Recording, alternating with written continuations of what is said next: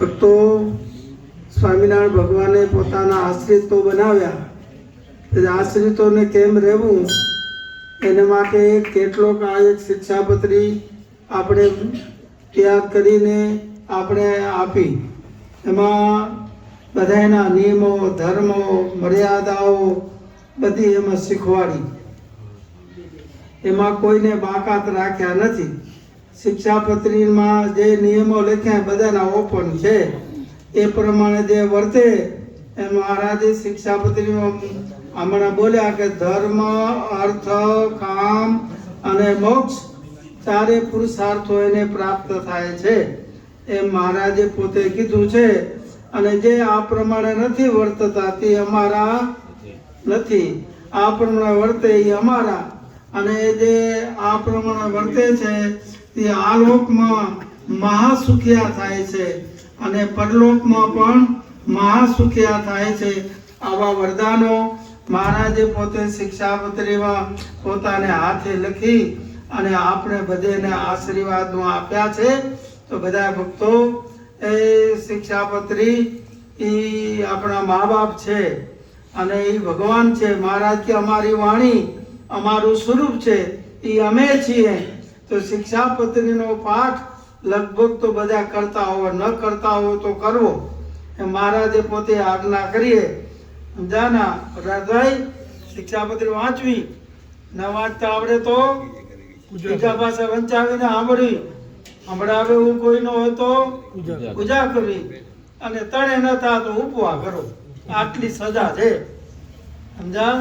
એટલે બધા ભક્તોએ શિક્ષાપત્રી વાંચવી, વિચારવી અને એ પ્રમાણે રહે. કોઈ દી એને દુઃખ ના આવે એ નક્કી વાત છે.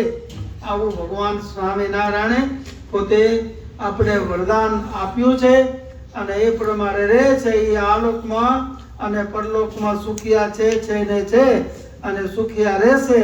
બાઈ, ભાઈ, સાધુ, સંતો, હરિભક્તો જે કોઈ હશે, બાળકો, જુવાનો, એ આલોકમાં ક્યાંય દુઃખી થવાના નથી. આમ મહારાજનું વચન છે. તો આજે શિક્ષાપત્રી 199 હમણાં 200 થઈ જશે. આ 200 નિમિત્તે કાંઈક કરજો. એક માળા વધુ કરવી, એક જન્મગલનો પાઠ વધુ કરવો કે કાંઈ પણ યથાશક્તિ પ્રમાણે એ કાંઈ કરવું તો મહારાજ રાજી છે. વિશેષ રાજી થાય. આપણે શરીર સશક્ત હોય ત્યાં સુધી થાય, પછી નહીં થાય. આસક્ત થયા એટલે પછી પરતંત્ર. પછી જેમ શરીર કેમ કરવાનું, હમણાં આપણે કહીએ એમ શરીર કરેલું. પછી ઈ કહેશે એમ કરવાનું. એ કે હુઈ જા તો હુઈ જવાનું, ઉઠવું તો ઉઠવાનું, હાલવો તો હાલવાનું, લાકડીનું ટેકો તો ઈ સમજાય.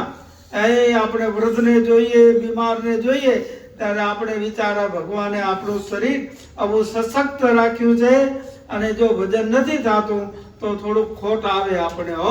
તો બધા ભક્તો કરો છો, વિશેષ કરજો.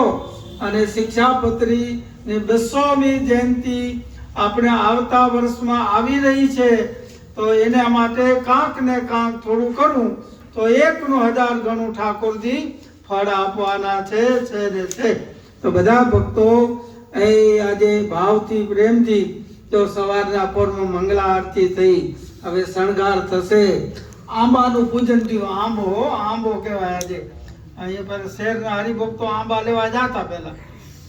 આંબા સમજો તમે? હા, તે આંબો લેવા જાય એ અહીંયા વધાવે, પૂજા થાય. હવે જો આપણે આજે પૂજા કરી હોય ને કાંક ને કાંક દક્ષિણા થોડી મૂકવી, બસ શક્તિ હાલે એવી સમજાણા. તો મનથી, કર્મથી, વચનથી કાંઈ પણ કરવું ભગવાન રાજી થાય. તો બધા ભક્તોને સંત સભાના અને ઠાકોરજી તરફથી બધે જય સ્વામિનારાયણ.